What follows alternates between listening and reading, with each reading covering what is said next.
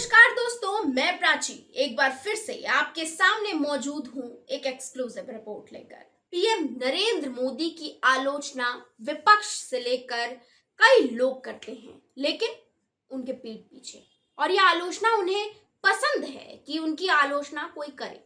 ऐसा हम नहीं, खुद पीएम नरेंद्र मोदी ने एक इंटरव्यू के दौरान कहा था। उसके पीछे का कारण नरेंद्र मोदी ने बताया कि उससे समझ में आता है कि हम कहाँ सही हैं, कहाँ गलत हैं।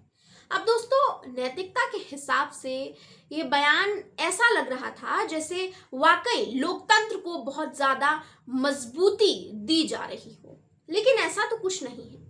ये बात हम इसलिए कर रहे हैं क्योंकि दिल्ली के रामलीला मैदान में कल जिस तरह के दृश्य देखने को मिले वो शर्मसार कर देने वाले थे।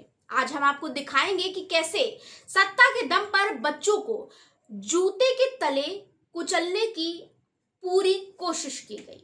आज आपको उस हकीकत से रूबरू करवाएंगे जिसे देखकर आप खुद समझ जाएंगे कि इस शांतिपूर्ण प्रदर्शन को एक खौफनाक प्रदर्शन बनाने में किस हद तक एड़ी चोटी का जोर लगाया गया है, और शांतिपूर्ण तरीके से हो रहा प्रदर्शन कैसे सरकार की आंखों में चुभता है। दोस्तों, आका यानी कि हम बात कर रहे हैं पीएम नरेंद्र मोदी की, उनकी नींद में खलल डल गया था। कर्मचारी चयन आयोग यानी कि एसएससी की परीक्षाओं में कथित गड़बड़ियों के विरोध में 24 अगस्त को हजारों अभ्यर्थी रामलीला मैदान में धरने पर बैठे हुए थे। देर रात दिल्ली पुलिस ने उनमें से कई लोगों को हिरासत में ले लिया, यानी कि जो छात्र प्रदर्शन कर रहे थे अपनी मांगों को लेकर, उनके खिलाफ जो है कड़ा रुख अपनाया।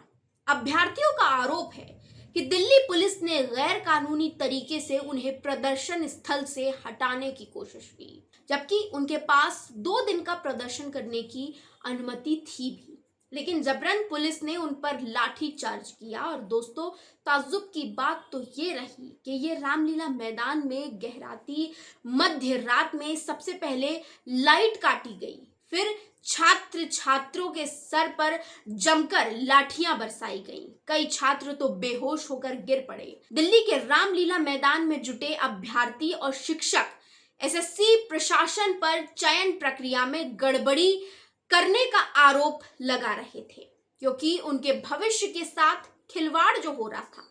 क्या इन अभ्यर्थियों को अपना हक मांगना क्या उनका गलत है? एसएससी की सरकारी परीक्षा 24 जुलाई को शुरू हुई थी और 1 अगस्त को खत्म हुई। ये परीक्षा कंप्यूटर आधारित परीक्षा सीबीटी के माध्यम से आयोजित हुई थी। अभ्यर्थियों ने इस परीक्षा में प्रशासनिक खामियों, तकनीकी गड़बड़ियों और परीक्षा केंद्रों की खराब स्थिति को लेकर सवाल उठाए हैं।